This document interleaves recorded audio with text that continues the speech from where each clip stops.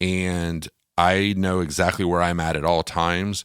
And that, quite frankly, it actually could come off sounding monolithic, and quite honestly, it's the inverse. Because now I can catch the unique element, which is the player and the instrument. And if that's not working, then I can alter from there. I've spent many, I've been very fortunate, worked in some of the biggest and most lovely studios in the entire world, these very famous places, and it's cool. But if I want to go to the Smithsonian, I go to the Smithsonian. And if I want to go to work, I go to work. And I don't need to test out 16 different microphones and figure all this stuff out on the time of the artist and during creative time. That stuff should, I feel like that I should know my gear really well. And if I do, I can move super quick. And it's somewhat, it's an invisible process. The artist doesn't have to be intimidated by the stuff. And so I try to make that wall invisible. And I like them to come up. I love that. Yeah. No, I really love that. I think that's super important because at the end of the day, the performance, like you said, is going to be really what's unique, not which microphone captured it. Obviously, it matters and it will sound different, but the performance over the sound all day, every day, right? That's what we talk about. Yeah. And I think that we live in a great time period for gear. I mean, if you want to spend a bunch of money on vintage stuff and you really trust it, get it. If you want to spend, a reasonable amount of money on some really great gear, you can still get that. That didn't exist even as recently as like 15 years ago. And there's companies out there that are making extraordinary pieces of gear, microphones, preamplification, so on and so forth, that you can afford and you can get going. Now you can focus on the performance and the song and the emotional stuff. And I know that sounds a little foo-fooey at times, but it really does matter. I mean, nobody wants to sit there and watch you diddling around with your, dialing in. It's boring. Yeah. I mean, I think looking forward, I think a lot of artists are going to be producing themselves, like, like all this stuff is so accessible that it's just like at the end of the soon, I mean, I do still think there's going to be a place for the engineers and the producers, obviously, but the, the artists are going to have the power themselves to just like get that microphone, get something going, even if it's collaborating with the producer or, just tracking their own vocals or whatever it is. It's all in everybody's power now to get that equipment. Yeah. And I think that it's what you do with the gear. It's like if you give Eddie Van Halen or Jack White or some of these people that played, say, not off the rack type of guitars, and then you watch them play and you realize, holy cow, what they were doing was something incredibly special. It was that relationship that they had with it, so you could trust that performance, that result was going to be really meaningful and very unique and something that you couldn't just get from any other session person. And I think if you as an engineer have a really good relationship with what you're working with and you really understand it, that is an art form that's as important as the information that's being delivered through that signal path. And that's something to study. I don't really think that just by mathematics alone, that if I had 25 different preamps and 16 different microphones and so on and so forth, math alone tells me I'm never going to know how all of those things work together properly. So, if I don't like something, the way that it sounds, then I go look for something else. And until that happens, then I'm going to continue to focus in on the artist and what they're giving me. Yeah, I love it. Also, the other thing that you said also here and also in the previous question was kind of just like really just doubling down on yourself. And I think that's like a great takeaway also for the audience of like, if you believe in the way you do it and you really just do it, like no one's going to do music the way you do music, right? Or production or whatever. And that fact that you've been able to double down on yourself and whether it's your signal chain or whether it's, your whole mentality, like that's probably the reason why you've been able to find success is because you what you want to call it pompous or you could call it whatever you want, but like because you believe in the way you do it, people end up gravitating towards you. And that's like the best. That's the best. Because if an artist or a client comes to you because of what you've done and who you are, then there's no negotiating. Like it's not about budget at that point. It's just about like, hey, I want to work with you because of what you're doing. And I think that one thing that goes with this, whether it's an acquired thing or you come into it with it, and this is a very humbling business, and because you're surrounded by so many amazing creative people, And a lot of times you have no clue what the result is going to be and whether you're going to be able to survive. But you do, if you're going to continue to do it, you have to find some element of confidence in what it is that you uniquely bring to it. And you got to go all in with that. If you don't, you're going to spend a lot of time looking in the rearview mirror, questioning and having a lot of what ifs. And I'd rather sort of fail miserably than to have those questions sort of lurking. I love that. Yeah. It's hard to be so fearless, but I admire it. Yeah. Yeah. No, I mean, failing miserably is a big. That's also sort of fun, by the way. Yeah. A lot of learning. Right.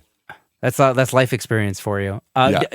You mentioned your love of microphones. Any particular microphones that you have like a deep relationship with? I love them all. I really do. I'm not a big gearhead, but I am. Microphones are my thing. I have a 44 that I absolutely adore. I use it on. If I had 10 of them, I'd use them all over the place. And I know that there's a whole lot of ribbon haters or technical reasons why you wouldn't do that. I don't know. I love them. I love I've got a couple 87s and 67. I love a lot of the replicas and a lot of the copies of things because you can overuse. You don't always have a chance to go to Blackbird or Ocean Way or Sunset Sound and grab this 17th 67 that's in the cabinet.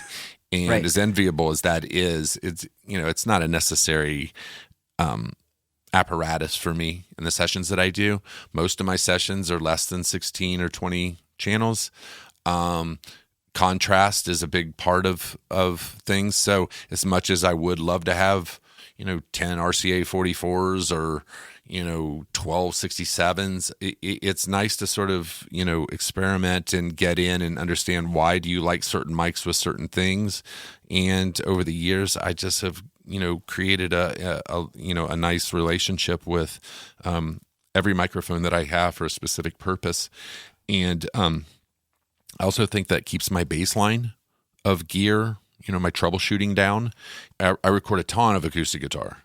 So if for some reason my tried and true methodology, I have a wonderful Josephson, I think it's a C31, this somewhat like a KM84 that I love, or a 67 or an 87 or a 4038. Those are my guys. Those are my guys and gals. If one of those isn't working, I go to the other. And I'm also like a 57 guy. I'm actually a 58 guy. I rarely, I use a 58 without the capsule. I have no idea why. You like it better? I have no clue. One day I just did it and I just never stopped. And it just became my thing. I think I only have like two 57s in this place, but I've got like 10 58s. Oh yeah, without the top. Yeah, just take the top off. Yeah. Unscrew them. What's the difference? Yeah. So, but I like it all. I mean, there's still a few things on the wish list, I guess, but I don't really I don't know what I would necessarily do with a $50,000 microphone other than probably sell it. Yeah, totally. Yeah. Keep the money. Yeah. I saw that there was an art. I was Googling you and I saw there was an article about you in some Kentucky thing and I didn't get a chance to read it. I don't know if you want to talk about it. It's like about how you adapted for COVID.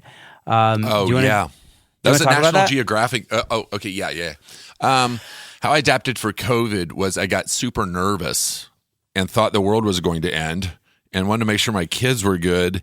And then thought that my calendar was going to be completely cleared. And I had only two cancellations throughout the whole thing.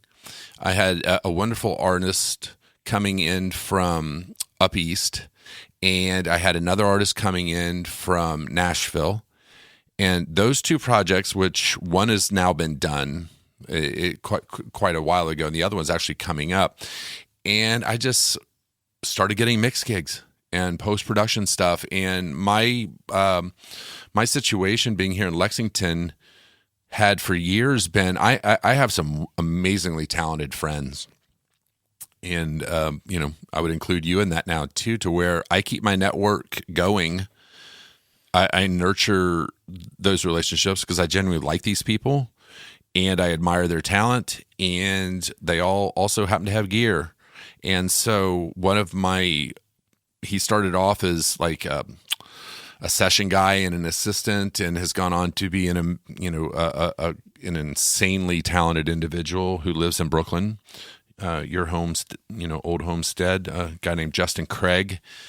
He and I worked on 15 projects during COVID, which is no different than we ever do. I just send him my project files. He's got the same. I'm a Nuendo guy, actually. Really? Yeah. And I package it up and I send it to him. He picks it up and does his thing. So it's like I have a B room. And then I've got Tom Nato, who lives down the street from me, which seemed like 1,000 miles a year ago, because we're not supposed to see each other or touch each other or blink. And I would send stuff to him. And then I've got a friend, a couple of them, my buddy Alex, who's a great producer down in Nashville, and I would send him some stuff. And it never just stopped. It just kept going. And I thought, well, eventually the other shoe will drop, and something awful is going to happen, and it didn't, and I got COVID, but I was relatively asymptomatic. So I was very, very fortunate, but that 2-week quarantine was a productive time period for me. And, so that's good. Yeah, I just kept cruising, and I just kept crossing my fingers and hoping that, it's funky over here, man. The attitudes got weird and the mood got dark. So what better thing to do than just to light a couple candles and turn on the speakers and get in your own zone. And that's what I tried to do. Tune out. Absolutely. Yeah. Yeah. Wow. Well, man, I'm glad that you made it out okay. Cause we're so lucky that the internet was invented before this pandemic. Like it almost felt like the internet was invented for this pandemic, when, especially at the beginning, not like, hopefully at least like in the States and where I am, like it's kind of on the downhill, but yeah, man, I mean, obviously there are still people who are crazy suffering. Like I've had a couple guys from India on the show, and what's happening in India is insane. It's a sad situation all around. I mean, when you go through something like this, which fortunately, there's a couple of benchmark moments in the course of my existence, 9/11 over here, the pandemic, these little sort of elements that sort of mark history.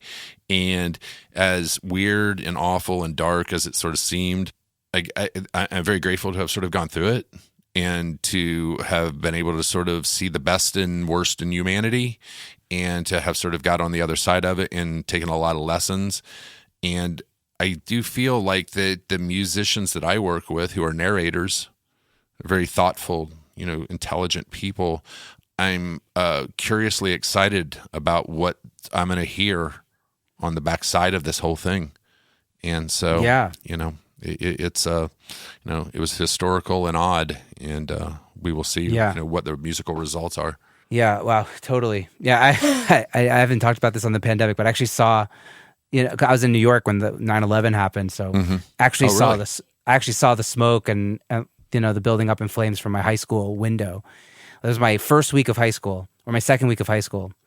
I'm the class of 9/11, so that stuff is super ingrained in me. And whenever I see an airplane flying low, my heart drops. Like very minor, like kind of PTSD thing. Sure.